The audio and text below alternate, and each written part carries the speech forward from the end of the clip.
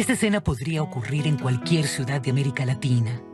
Para muchos, a simple vista, es solo una imagen de prostitución. Pero en el fondo, estas mujeres podrían ser víctimas de explotación sexual. Contra su voluntad y a través de una red de trata de personas, terminan atrapadas en una forma de violencia que les arrebata su libertad y su dignidad. Un ejemplo de cómo la violencia contra la mujer se normaliza en una sociedad como la mexicana que con fuerza exige respeto. Son miles de mujeres tomando las calles de México en señal de protesta. ¡Ni una asesinada más! ¡Ni una más! ¡Ni una más! Es el cansancio ante la violencia, la inseguridad y la impunidad. ¿Qué queremos las madres de México? ¡Justicia! Es el grito de madres que buscan a sus hijas desaparecidas, de mujeres que de alguna forma han sido agredidas. Es el clamor por salir de casa y saber que regresarán vivas, sanas y a salvo. Tengo mucho miedo por mí, por mi familia, por mis papás. Me cuesta mucho ser valiente, pero lo tengo que ser porque no puede existir este tipo de injusticias en México y en ninguna parte del mundo. ¡Los feminicidios son crímenes de Estado! Es una voz que al unísono pide un alto a los feminicidios que hoy permean en la sociedad mexicana, como si se tratara de una plaga que parece no tener fin.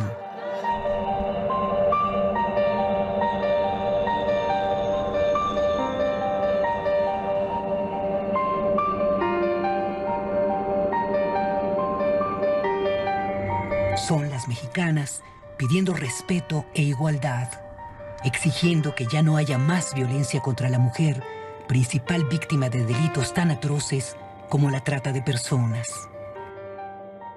Y es aquí donde nos detenemos por un momento, para entender cómo es que una mujer que busca oportunidades de superación acaba como víctima de redes de trata de las que es difícil escapar. Mujeres que en México o en cualquier otro lugar de América Latina pueden terminar lejos de casa, sufriendo las agresiones de seres que ven en ellas objetos de diversión, de intercambio comercial y de dinero fácil.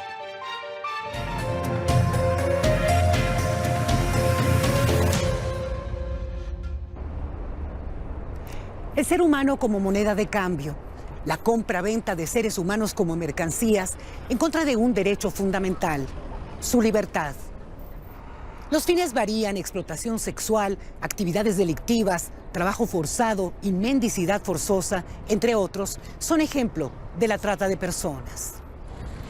Entre las víctimas hay mujeres, pero también hombres, y no importa la edad, lo mismo le ocurre a niñas y adultos mayores. El común denominador es su estado de vulnerabilidad, el mismo que los lleva a quedar atrapados en estas redes del delito. Soy Krupskaya Liz y lo invito a que me acompañe en este especial de CNN sobre la trata de personas, su operación y el combate contra ella dentro y fuera de México.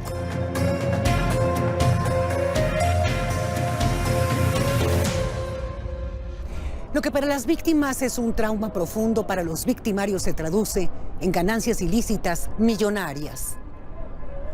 A pesar de que en América del Norte, América Central y el Caribe existen diversas estrategias para combatir este flagelo, aún no han podido desarticular a las grandes redes que han encontrado una forma de hacerse de recursos a costa de esclavizar o someter a las personas más vulnerables. ¿Por qué este delito se mantiene vigente? Compartimos el informe. Detrás de imágenes como esta, o de menores vendiendo en las calles, o de personas que realizan trabajos agrícolas, pesqueros, en las minas o en la maquila, pueden estar bandas delictivas que se aprovechan de una situación de vulnerabilidad para realizar un negocio ilegal muy lucrativo. La compra-venta de seres humanos, como la Organización de las Naciones Unidas ha calificado a la trata de personas. Hablamos que el primer delito es la cuestión del narcotráfico, el segundo la cuestión del tráfico de armas y el tercero es la trata de personas. Sin embargo, es un delito que está invisibilizado, es decir, la mayor parte de la gente lo identifica con la cuestión de violencia de género. La ONU sostiene que cada año miles de hombres, mujeres y niños caen en las manos de traficantes, tanto en sus propios países como en el extranjero. En un informe global con datos de 2018, la Oficina de las Naciones Unidas contra la Droga y el Delito advierte que el tráfico de personas está adquiriendo, dicen, dimensiones espantosas, y que América del Norte, América Central y el Caribe conforman la región con un mayor porcentaje de niños entre las víctimas, con un 66%. El informe indica que la explotación sexual es el delito más frecuente. Las mujeres y las niñas representan un 70% del total de las víctimas de trata. Carla Jacinto, Sara y Patricia González, al igual que otras miles de mujeres, han tenido que aprender a traducir, y de la peor manera, lo que realmente significan estas cifras. Me pegaban con palos, me llegaron a romper muchos palos en la espalda, en el cuerpo. Me llegaron a casi matar 2 veces los clientes, como varias veces mi tratante. Carla recuerda que apenas tenía 12 años cuando fue llevada a un prostíbulo donde también había otras niñas.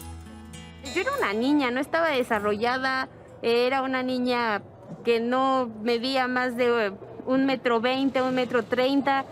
Y una de las cosas es que cuando vi a la primera chica en Puebla, faldita y tacones, con faldita y tacones fue algo tan impresionante porque no me imaginaba realmente estar ahí. Solo golpes y... Son las víctimas de los depredadores que las enganchan de distintas formas, como recuerda Sara, el nombre con el que quiere ser identificada. Ella dice que a los 13 años, cuando murió su madre, unos familiares la obligaron a prostituirse para ayudar supuestamente al mantenimiento de su hermana menor. A base de mentiras fue todo, ¿no? Pero pues como siempre uno en su inocencia pues se cree todo, ¿no? Un diagnóstico sobre el tema realizado por la Comisión Nacional de los Derechos Humanos en México estimaba que en 2013, citando el Foro de Viena para combatir la trata de personas, este delito generaba ganancias ilícitas de entre 32,000 millones de dólares y 36,000 millones de dólares anuales en el mundo, y calculaba entonces que globalmente entre 2 millones y 4 millones de personas eran captadas cada año con fines de trata, de las cuales cerca de 1 millón eran trasladadas a través de las fronteras. En Tijuana, la ciudad de Baja California que limita con Estados Unidos, algunos señalan que las cosas han cambiado poco. Baja California, en particular Tijuana, es un lugar de origen, tránsito y destino de la trata de personas. Entonces, pues es un crimen que va en aumento. ¿Por qué? Porque a diferencia de una droga la vendes una vez, pero a un ser humano lo puedes vender 15 a 20 veces en un día. Entonces, pues es un crimen muy lucrativo y pues necesitamos levantar la voz, hablar más de este tema, porque es algo que no se oye, es algo que no se menciona, es algo que no es de agenda política. Sin embargo, pues es algo que sí deberíamos de dar la importancia que merece. En otra de las fronteras con Estados Unidos, en Tamaulipas, el diagnóstico es el mismo. Señalan que la población migrante es uno de los grupos de mayor riesgo.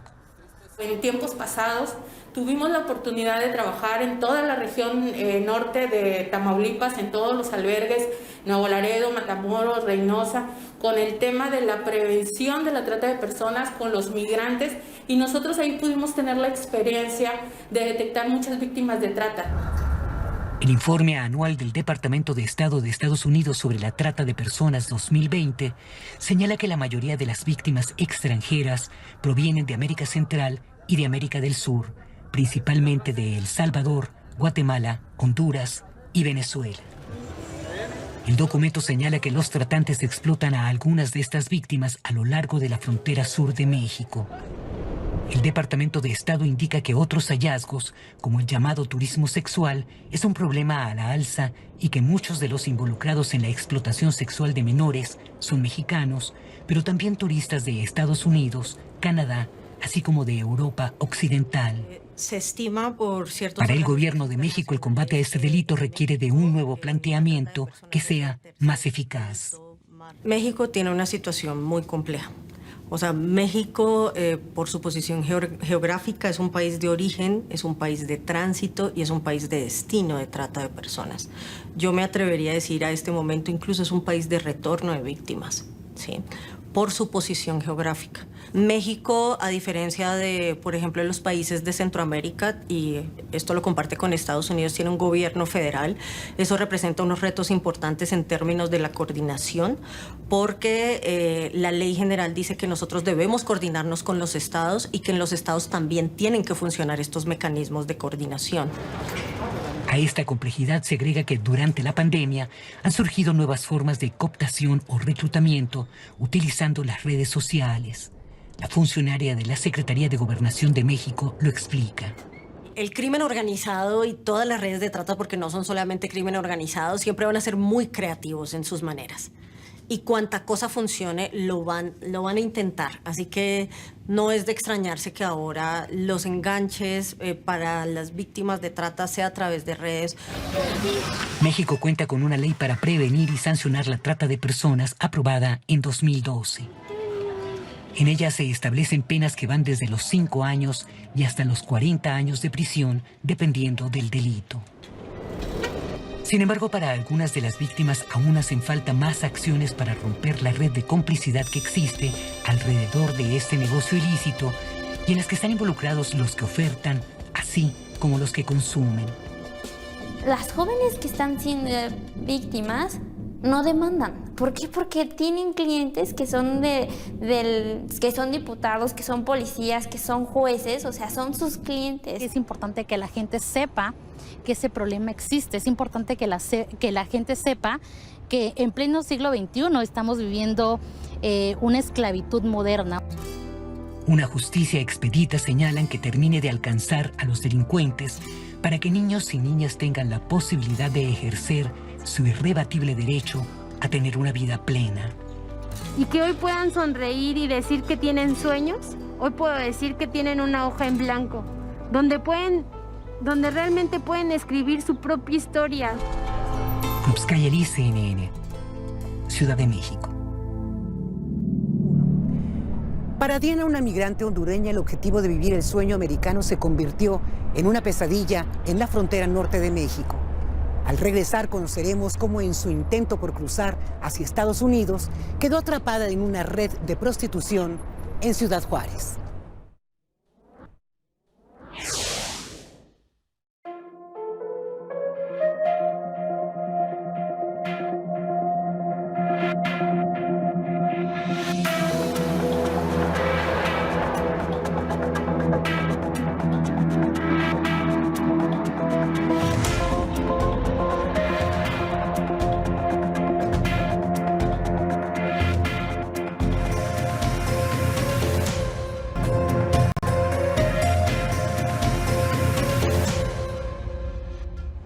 Diana, una migrante hondureña que intentaba alcanzar el sueño americano, terminó en el infierno de la prostitución en el norte de México.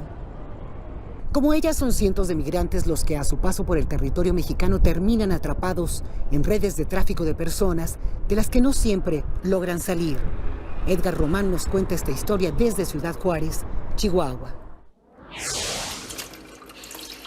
Desde su casa en Ciudad Juárez, donde ahora vive, Diana relata su dolorosa travesía. Su sueño de salir de Honduras se convirtió, dice ella, en un infierno. Hace 10 años, en el camino rumbo a Estados Unidos, desde Chiapas hasta Veracruz, un traficante de seres humanos la hizo su esclava. Me decía, vas a hacer esto, si no lo haces te voy a matar. Y tenía yo que prostituirme porque pues él me mandaba y le tenía yo mucho miedo. Me acercaba a él a la ciudad y le hablaba a los señores para venderme. Según la catedrática de la Universidad Autónoma de Ciudad Juárez, Marta Dena Ornelas, no se sabe con exactitud cuántos migrantes han caído en la explotación sexual. Su tesis, Epicentro del Dolor, la trata de adolescentes en Chihuahua le arrojó que existe cifra negra, que son los delitos que no se denuncian por temor, desconfianza y otras razones. No sé, o la mayoría de las veces no se reconoce como tal, como víctima. Y ellas viven de eso. Y ellas entonces no visualizan que eso es algo, es una actividad criminal o delictiva. Eso impacta en el no acercamiento también a una dimensión numérica sobre el fenómeno. Según la Fiscalía Especial para los Delitos de Violencia contra las Mujeres y Trata de Personas, la instancia del Gobierno de México que da seguimiento a estos asuntos, en 11 años, de 2008 al 2019, en Chihuahua se registraron 43 casos en la población general. Yo pienso de que tienen que hablar, tienen que gritar, pedir ayuda. Yo nunca pensé en sobrevivir. De acostarte con una persona por dinero, pues es algo muy, muy triste. Asco, sobre todo da asco. Cuando estaban encima de mí yo lloraba. Desde hace 30 años, Ismael Martínez Santiago opera el albergue Pan de Vida. Hombres y mujeres migrantes de América Central llegan en busca de ayuda. Allí, dice, las historias son desgarradoras. Quienes son explotados sexualmente quedan destrozados y otros no escapan. Y las tratan como si fuera una carne, o sea, van y el mejor postor se las lleva. Por un rato, las que llegan a estar bien, pues qué bueno, pero desgraciadamente hay muchas que las abusan, las golpean, las llegan hasta matar. Diana nos relata que su deseo de lograr el llamado sueño americano, el desconocimiento de la ruta rumbo al norte y sus peligros facilitaron que cayera en manos de un padrote. Según narra, el traficante de seres humanos que ofreció guiarla, en realidad, convirtió su cuerpo en un negocio. Pues yo no venía a eso, yo quería trabajar, ayudar a mi familia y ahora, gracias a Dios, yo trabajo, ya salí de eso. Pude traerme a mis 2 hijos que estaban chiquitos en ese tiempo, me pude traer uno por uno y bendito Dios, están muy bien. Cansada de lo que estaba viviendo, dice que se armó de valor y aprovechó un descuido para escapar, pues ya nada tenía que perder. Con la ayuda de gente que se encontró a su paso, llegó a Ciudad Juárez, donde conoció a un mexicano y con el tiempo se casó. Reconoce que no todos logran salir bien. Para CNN, Edgar Román, Juárez, Chihuahua. Las redes de trata tienen un entramado tan confuso entre todos los involucrados que quienes tras ser víctimas se convierten en victimarios. Más adelante iremos hasta República Dominicana y conoceremos un caso particular en un país donde las redes de trata ven un escenario ideal para operar.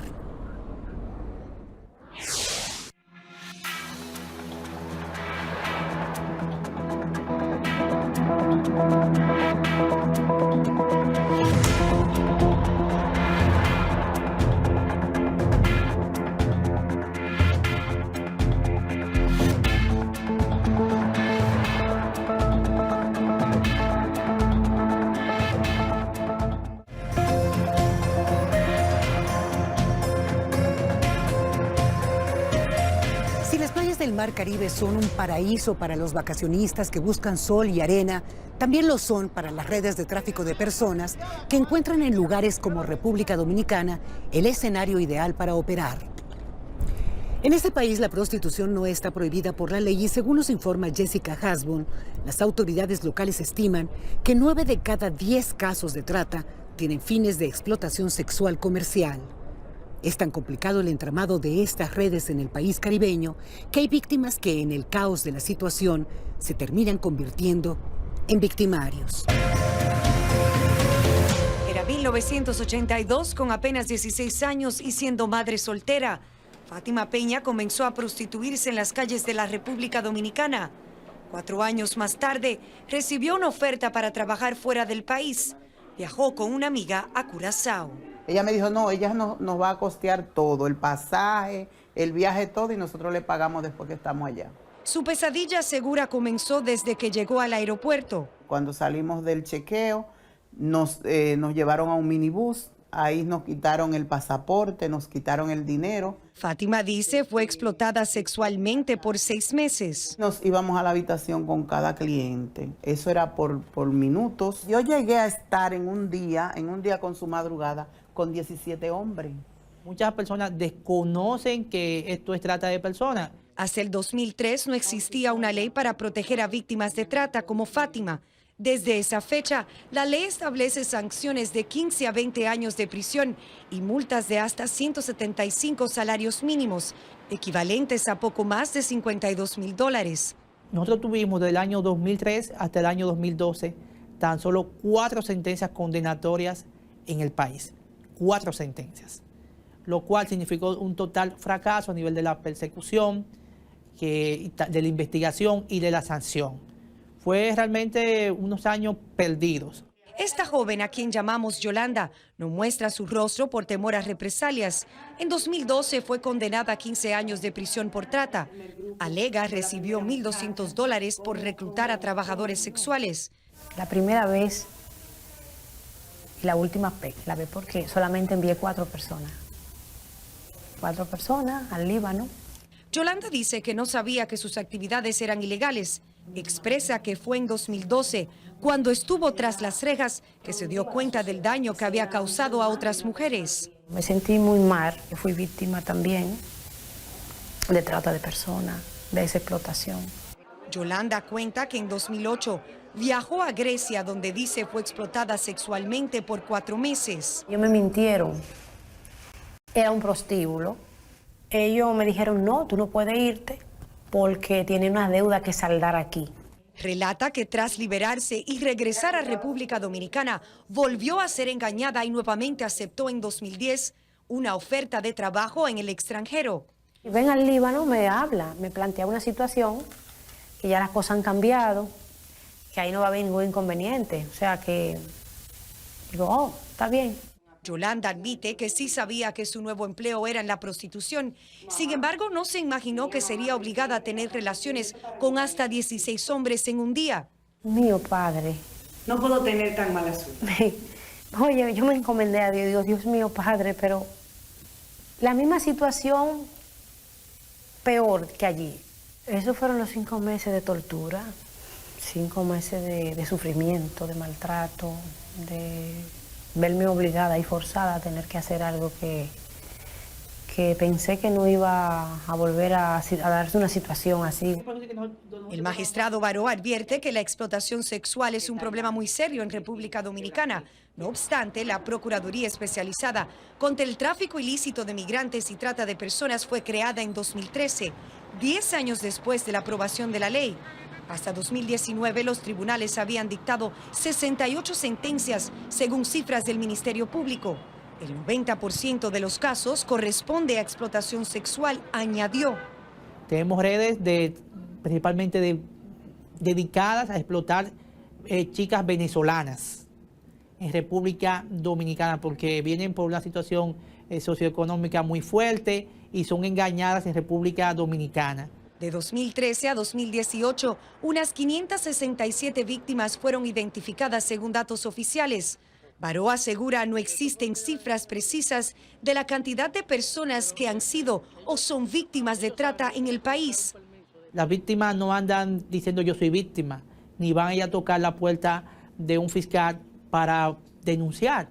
Hay que ir tras ese tipo de casos. Además de la explotación sexual, Baró explica que las otras modalidades frecuentes de trata en el país incluyen pornografía infantil, mendicidad y trabajo forzado. El informe del Departamento de Estado de Estados Unidos sobre Trata 2020 indica que República Dominicana no satisface las normas mínimas para la eliminación de la trata, por lo que mantiene el país bajo vigilancia en el nivel 2.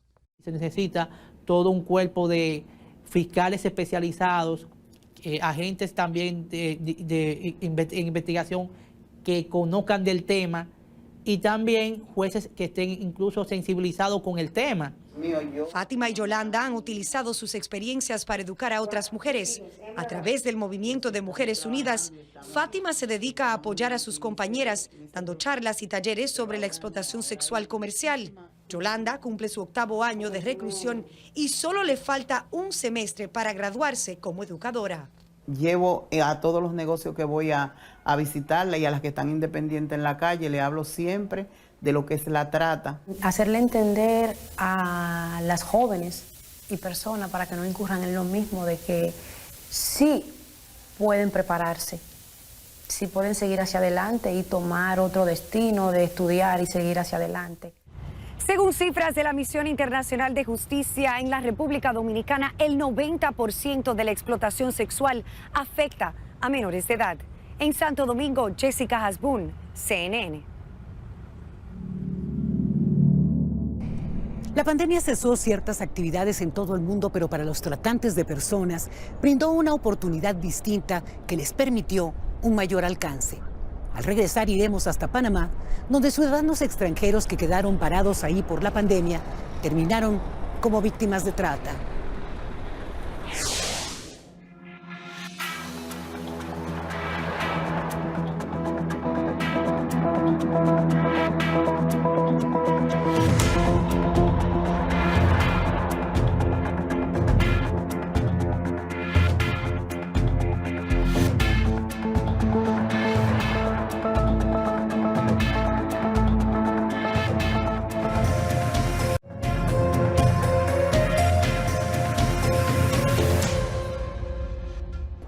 Para el mundo las palabras Panamá y comercio casi siempre van de la mano, pero en este país centroamericano, como en tantos otros, no solo se intercambian mercancías, sino también seres humanos. Desde Panamá, Elizabeth González nos cuenta cómo los efectos por la pandemia del coronavirus hicieron que muchos extranjeros terminaran como víctimas de trata. Eran muchos maltratos, eran situaciones que de repente tú estabas normal, tranquila, tanto como en un segundo podía cambiar la situación. Por desempleo en su país, Venezuela, Angélica viajó a Panamá. Dice que buscó trabajo, no encontró y por eso empezó a prostituirse. De verdad que yo llegué al sitio, el tipo era un tipo normal, el tipo comida, o sea, algo totalmente normal. Una invitación a ver a un cliente hizo que terminara encerrada por mes y medio junto a otras 17 mujeres, según cuenta. Dice que ese mismo día se convirtió en el tratante que las explotaba sexualmente a todas. No permitía que saliéramos, nos hacía buscar chicas a otros sitios, a discotecas, a bares, a donde no te pudiéramos conseguir chicas que también trabajaran lo mismo.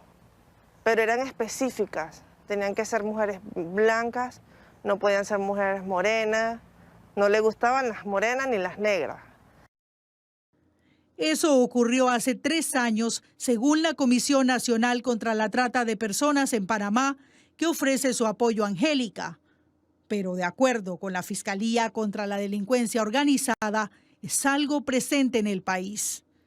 El fiscal a cargo dice que en 2019 hubo 32 casos de trata de personas y en lo que va de este año han tenido conocimiento de 23. Sostiene que la pandemia cambió la forma de operar de las redes de explotación sexual. Obviamente, al tener la pandemia actualmente y tener el cierre de los hoteles, tener el cierre de hostales, esto buscó de que los tratantes pues se vieran la necesidad de buscar residencias en barriadas a fin de poder seguir con su actividad ilícita. Uno de los efectos colaterales de las restricciones por la crisis sanitaria es que más personas resulten vulnerables frente a delitos como la trata. Según el fiscal Emeldo Márquez, la mayoría son mujeres extranjeras para fines de explotación sexual, aunque dice que también hay hombres en menor número y que se trata especialmente de casos de explotación laboral. El cierre de fronteras detuvo la circulación de personas, pero a la vez generó que extranjeros se quedaran varados en Panamá. Varios se quedaron sin empleo. La directora de la Comisión Nacional contra la Trata de Personas asegura que a diferencia de otros países, las víctimas no suelen ser locales y cita un ejemplo reciente. Esta chica fue captada en Costa Rica con promesas de conseguir un trabajo en un restaurante y sin embargo cuando ella es trasladada a Panamá, pues se encuentra que fue sometida a todo tipo de abusos por parte de esta persona que la obligó a mantener relaciones sexuales con él exclusivamente. Ella logra escapar. Algunas víctimas logran regresar a su país, otras se quedan en Panamá, lejos de quien las engañó en su lugar de origen. Con ayuda de organismos internacionales, el gobierno panameño dice ofrecerles contención y ayuda para establecer un plan de vida. Panamá necesita que si ellas se quedan en el país sea beneficioso, ¿sí? Ellas retribuyan al país porque ellas tienen permiso de protección humanitaria por parte de Migración y también se les otorga el permiso laboral para que ellas trabajen y ellas pueden trabajar y mantener una vida digna y normal en Panamá. Actualmente la Comisión Nacional contra la Trata de Personas le hace seguimiento a los casos de 58 víctimas. 8 de ellas, dice, ya tienen permiso de trabajo. Mucho estado de ansiedad, de miedo, de frustración y de una vez mi compañera la psicóloga entra a darle esa contención. Mira, vivo con muchos traumas. No salgo sola. Me da miedo andar en la calle. El Ministerio Público dice que este año se han emitido 12 condenas por trata de personas y en una de ellas los acusados recibieron penas máximas de 25 años. Que no se deben engañar, ni por amistades, ni por personas que no conozcan, ni por personas que te digan que tienen un empleo súper estable. Que todo lo que brilla no es oro. Que no se dejen engañar. Mientras que todavía hay jóvenes que viven esta pesadilla. Angélica cuenta que la suya terminó cuando por una denuncia fue liberada junto a otras chicas. Hoy, según relata, su verdugo paga una condena de 17 años. Para CNN, Elizabeth González, Ciudad de Panamá. Para un negocio, la transacción con una tarjeta de crédito se trata de una operación más. Pero para la Autoridad Financiera de México, una compra con el plástico puede ser la pista para descubrir y desmantelar redes de lavado proveniente de la trata de personas. Al volver les contamos cómo trabaja este equipo y su alcance más allá de México.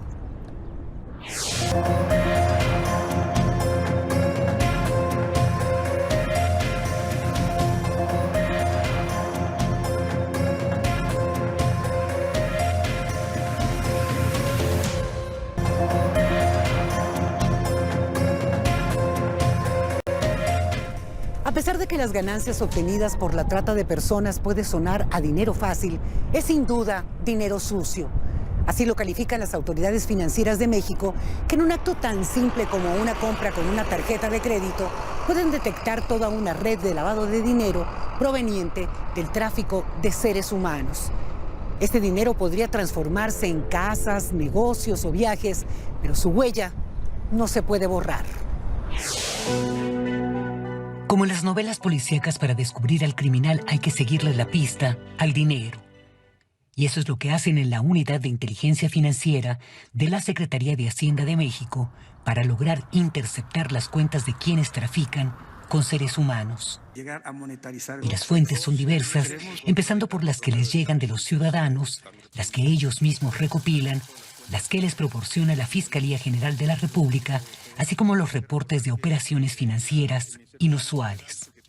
Todo ello se va hacia una metodología de riesgo en donde podemos poner un ejemplo, por ejemplo, del 1 al 10, donde 1 es, digamos, un patrón o un comportamiento que no es tan cercano al lavado de dinero, y 10 sería el más cercano. Entonces, si esos datos, ese análisis de datos nos arroja un resultado más apegado al número 10 en cuanto a riesgo, estamos hablando de que hay mayores indicadores que presumen la existencia de lavado de dinero.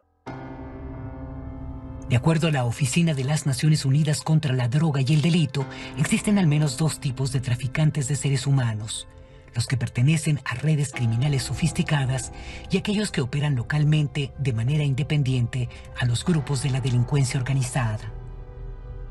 Todos ellos intentarán siempre, dicen, encontrar la forma para blanquear capitales o lavar el dinero que han ganado a costa del dolor y el sufrimiento de alguien. Cuando ellos intentan ingresar el dinero y ya transformarlo en bienes inmuebles, en bienes que ellos puedan utilizar, en automóviles, en casas enormes, en mansiones, aquí también entran lo que son las actividades vulnerables, así se denominan, ¿no? Entonces, estos mismos también nos reportan a nosotros. Entonces, sea como sea, el dinero se va a detectar, el flujo de dinero ilícito se va a detectar, las ganancias se van a detectar. Específicamente en el tema del lavado de dinero producto de la trata de personas, se han identificado muchas empresas, por ejemplo, vinculadas a que prestan servicios de centros nocturnos, bares, restaurantes, hoteles, también asociaciones religiosas que en su caso han estado vinculadas y que es del conocimiento público, que han estado vinculadas a temas de trata de personas. En ocasiones señalan basta detectar el uso de una tarjeta de crédito, como pasó con el líder de una banda dedicada a la trata de personas, principalmente mujeres de Colombia y Venezuela, que las trasladaba a México bajo engaños para su explotación. Una vez que llegaban a la Ciudad de México, las víctimas les eran retirados sus documentos, pasaportes, todo el tema migratorio era detentado por la persona tratante. Son encerradas en departamentos específicos para que no puedan escapar de esos lugares. Son explotadas sexualmente a través de una página web.